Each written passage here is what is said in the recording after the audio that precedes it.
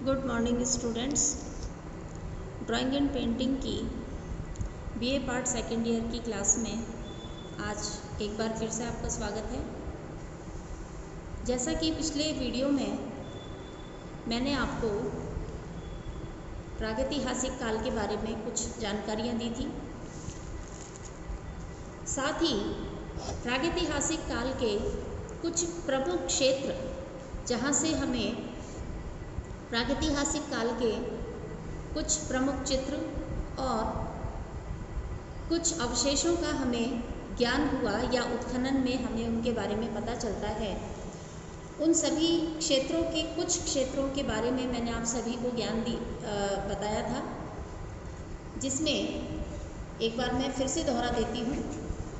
जिसमें पहला क्षेत्र था विलासरंगम, दूसरा बेलारी, तीसरा वायनाड के इटकल, चौथा हरनीहरन, पांचवा था विंध्याचल पर्वत की कैमूर श्रेणी की चित्रकला, छठा क्षेत्र था सिंघनपुर।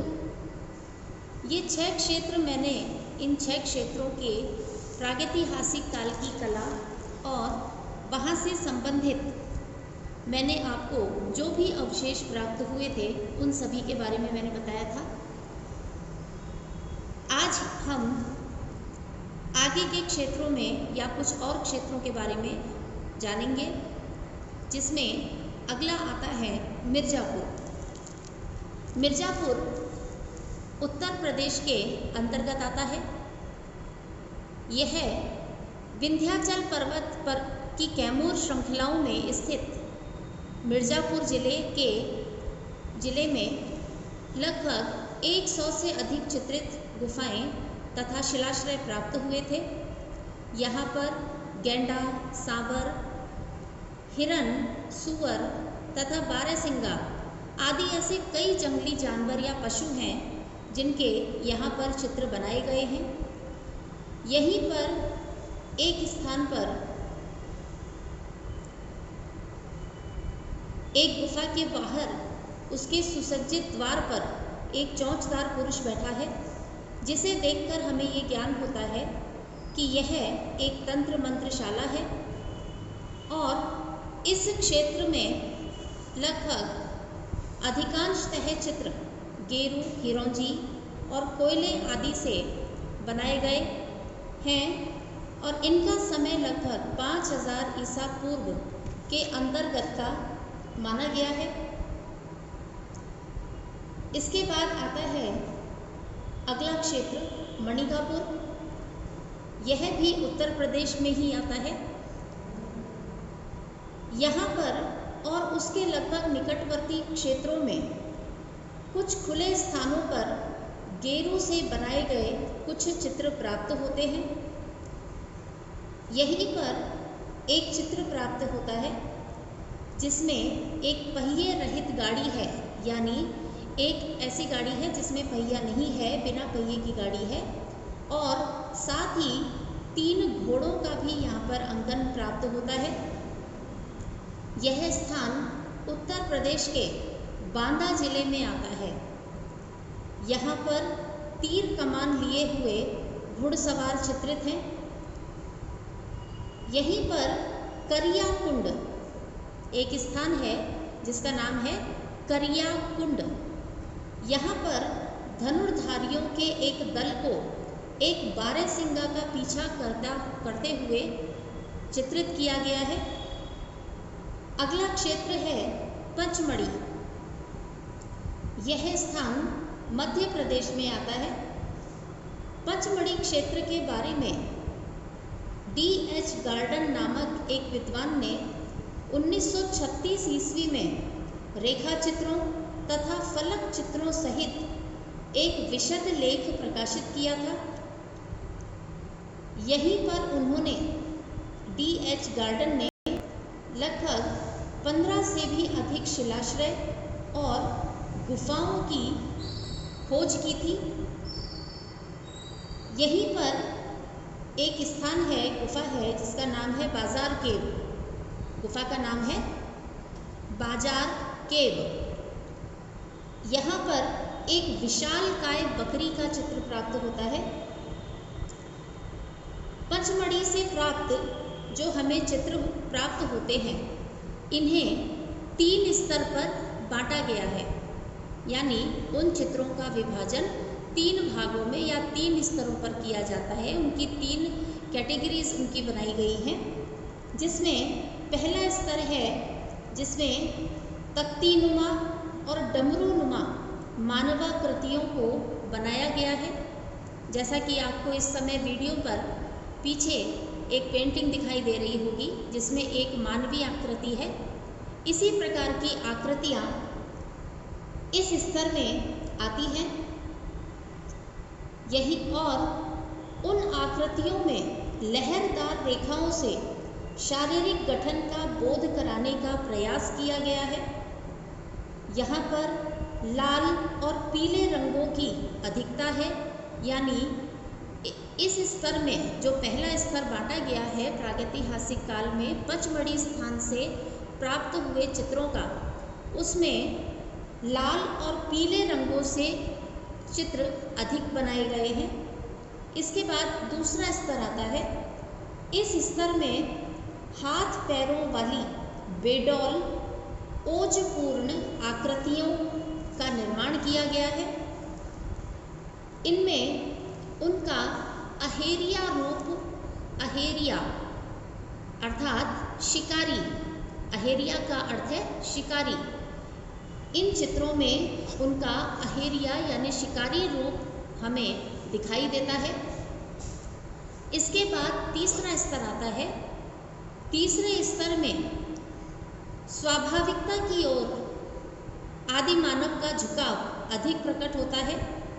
इस स्तर में जो प्रागैतिहासिक काल के मानव ने जो चित्र बनाए, उन चित्रों में आखेट के लिए प्रस्थान करते हुए यानी आखेट के लिए जाते हुए, शहद इकट्ठा करते हुए मनुष्य, घुड़सवार योद्धा, शस्त्रधारी सैनिक, साथ ही वाद्य यंत्रों को बजाते हुए वादक तथा घरेलू जीवन से संबंधित अन्य कई विषयों के चित्रों को यहाँ पर गुफाओं की दरियों और दीवारों पर अंकित किया गया है। ये था पचमढ़ी स्थान, जिसमें 3 स्तरों पे चित्रों को बांटा गया, जो कि मैंने अभी आपको बताया। इसके बाद अगला क्षेत्र आता है होशंगाबाद। होशंगाबाद यह स्थान भी मध्य प्रदेश में ही आता है। यह नगर पंचमढ़ी से लगभग 45 मील की दूरी पर नर्मदा नदी पर स्थित है। इस नगर में इटारसी जाने वाले कोटर मार्ग पर 2.5-3 मील की दूरी पर आदमगढ़ पहाड़ी है। इसी पहाड़ी में लगभग 1 दर्जन यानी 12 से भी अधिक शिलाश्रय प्राप्त हुए हैं, जिनमें हाथी, महिष, घोड़े, सांवर, जिराफ समूह, अस्त्ररोही, अश्वारोही और 4 धनुर्धारी आदि सभी का क्षेपांकन पद्धति से अंकन किया गया है। क्षेपांकन पद्धति, जैसा कि मैंने पिछले वीडियो में बताया था कि क्षेपांकन पद्धति का अर्थ है छाप के बनाना। इसकी प्रक्रिया मैंने आपको पिछले वीडियो में बता दी थी, जो कि आप उन्हें देख सकते हैं, सुन सकते हैं। अगला क्षेत्र है भोपाल क्षेत्र। भोपाल क्षेत्र में धर्मपुरी नामक एक स्थान पर एक शिलाश्रय से प्राप्त गेरुए रंग से अंकित एक हिरण के आखेट का रहस्यमय चित्रण प्राप्त हुआ है। इस चित्र में शिकारी का शरीर पैरों तक पत्तियों से ढका हुआ होने के कारण भ्रमवश एक हिरण उसके समीप आ जाता है, जिसका चित्रण यहाँ पर किया हुआ हमें मिलता है। इसके बाद अगला क्षेत्र है बांदा। बांदा क्षेत्र में सरहद, मलवा, करियाकुंड, अम्बा, उत्तदन, चित्रकूट आदि स्थानों में कई शिलाश्रय तथा चित्रित गुफाएं प्राप्त हुई हैं, जो कि उत्तर प्रदेश में है। 13वां क्षेत्र यानी अगला क्षेत्र आता है ग्वालियर क्षेत्र। यहाँ पर शिवपुरी और फतेहपुर सीकरी से भी प्रागैतिहासिक काल के चित्रों के उदाहरण हमें प्राप्त होते हैं। अगला क्षेत्र है बिहार।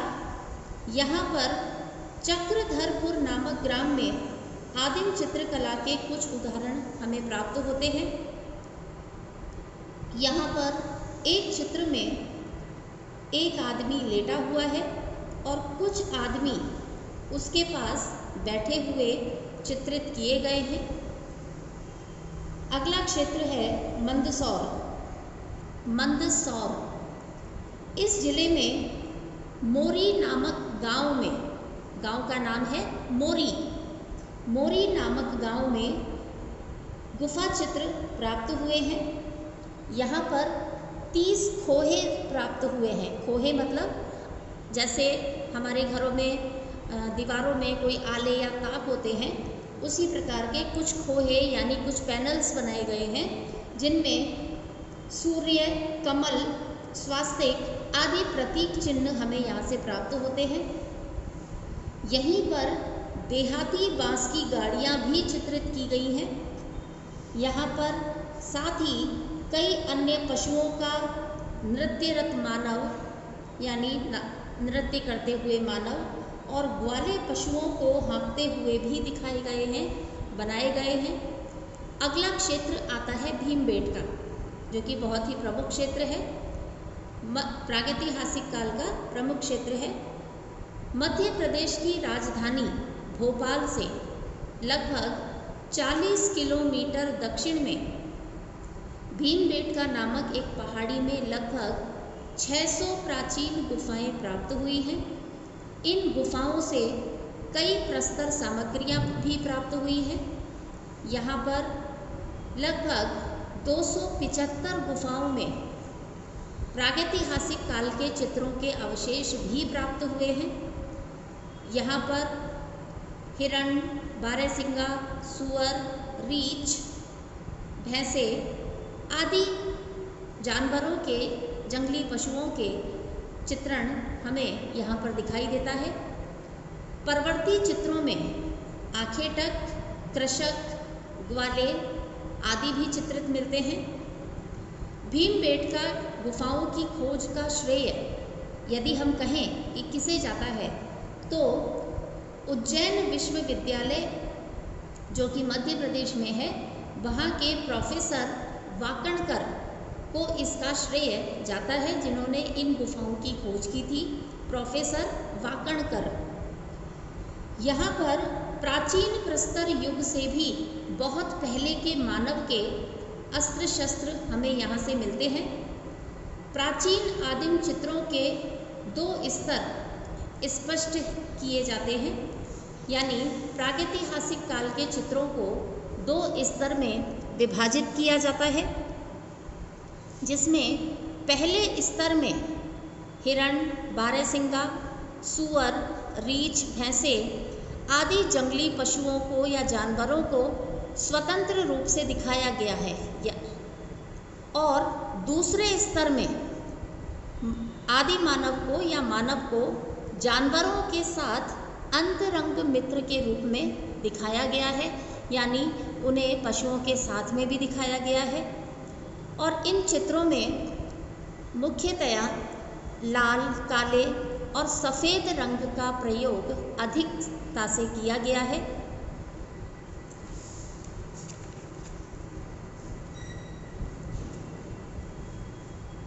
इसके बाद विशेषताएं आती हैं, प्रागैतिहासिक काल के चित्रों की विशेषताएं।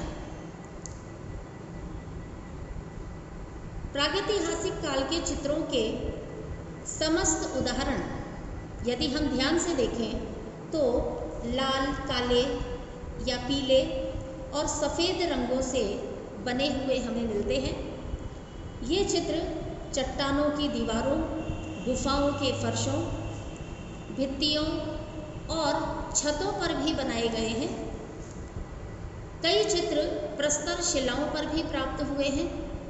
चट्टानों की खुरदरी दीवारों पर लाल, गेरू या हिरौंजी, काले जो कि लाल रंग किससे बना है? गेरू या हिरौंजी से। काला रंग जो कि कोयला, काजल या किसी प्रकार की कालिक से बनाया गया। सफ़ेद रंग जो कि खड़िया से बनाया गया। इन सभी रंगों को पशुओं की चर्बी में मिलाकर ये चित्र बनाए गए हैं। इन चित्रों में रेखा या सीमा रेखा को अधिकांशतः, इन चित्रों की जो सीमा रेखाएं हैं वे सभी किसी नुकीले पत्थर से खोदकर बनाई जाती थी। उसका कारण क्या था?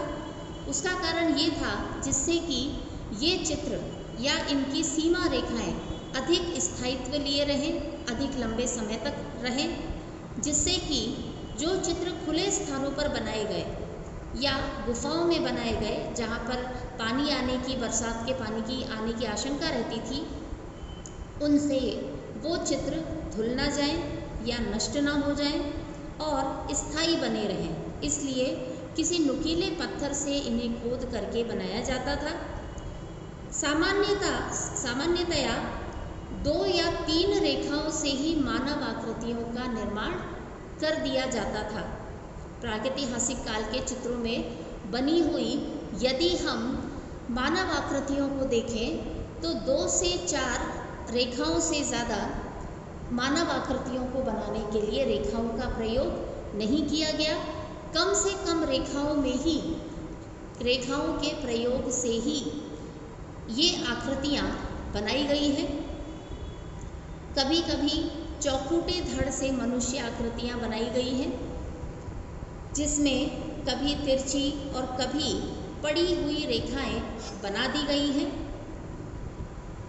साथ ही यदि हम प्रागैतिहासिक काल के चित्र जो कि हम देखें तो हम ये ध्यान से देखें तो हमें पता चलता है कि प्रागैतिहासिक काल के जो चित्र बनाए गए प्रागैतिहासिक मानव के द्वारा वे यथार्थता लिए हुए नहीं हैं, यानी जैसे होते हैं जो रियलिस्टिक होता है वैसा नहीं है। लेकिन उन आकृतियों को जब हम ध्यान से देखते हैं या एक नज़र में ही देखते हैं तो उनकी बनावट इस प्रकार की है या उनकी आकृतियाँ इस प्रकार की बनाई गई हैं जिन्हें देखते ही हमें ये समझ में आ जाता है कि ये घोड़ा है, यह हाथी है या यह हिरण है, ये पशु है, ये मानव है। यानी उन चित्रों की पहचान हमें एक ही नज़र में यानी उनको देखते ही समझ में आ जाता है कि वह चित्र किसका बनाया हुआ है, जो कि एक बहुत ही विशेषता है इन चित्रों की। साथ ही यदि हम रंगों की बात करें तो इन चित्रों में, प्रागैतिहासिक चित्रों में जो रंग लिए गए हैं वे प्राकृतिक या रासायनिक रंग भी लिए गए। प्रारंभ में प्राकृतिक या खनिज रंगों का ही प्रयोग किया गया, बाद में कुछ रासायनिक रंगों का भी प्रयोग किया गया। यदि आकृतियों की बात करें तो यहाँ पर ज्यामितिक आकारों का अधिक प्रयोग किया गया है जिससे कि चित्र सरलता से बनाए जाएं, जैसे कि त्रिभुज है, चतुष्कोण है, वृत्त है।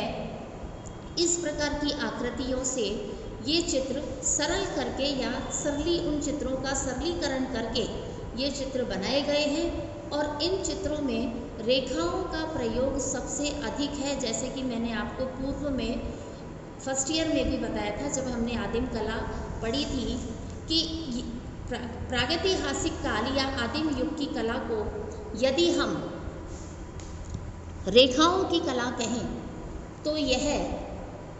तो इसमें कोई अतिशयोक्ति नहीं होगी या इसमें कोई डाउट नहीं है, क्योंकि यदि हम ये बात करें कि रेखाओं का सबसे ज़्यादा प्रचलन या चलन हमें किस कला में मिलता है तो वह आदिम कला ही है। ये आदिम कला या प्रागैतिहासिक कला जो है इसमें रेखाओं का सबसे ज़्यादा भरपूर भंडारण हमें यहीं मिलता है। सबसे ज़्यादा प्रयोग तरह तरह की रेखाओं का हमें प्रयोग यहीं मिलता है जो कि बहुत ही सुंदरता से बनाई गई हैं। इसके बाद यदि हम ये देखें कि जो आकृतियाँ हैं उनका प्रयोग सांकेतिक रूप में भी है और प्रतीकों के माध्यम से भी लिया गया है। इसके बाद आज के लिए बस इतना ही। प्रमुख विशेषताओं का वर्णन और उनका ज्ञान हम अपने अगले वीडियो में प्राप्त करेंगे। आज के लिए बस इतना ही। धन्यवाद।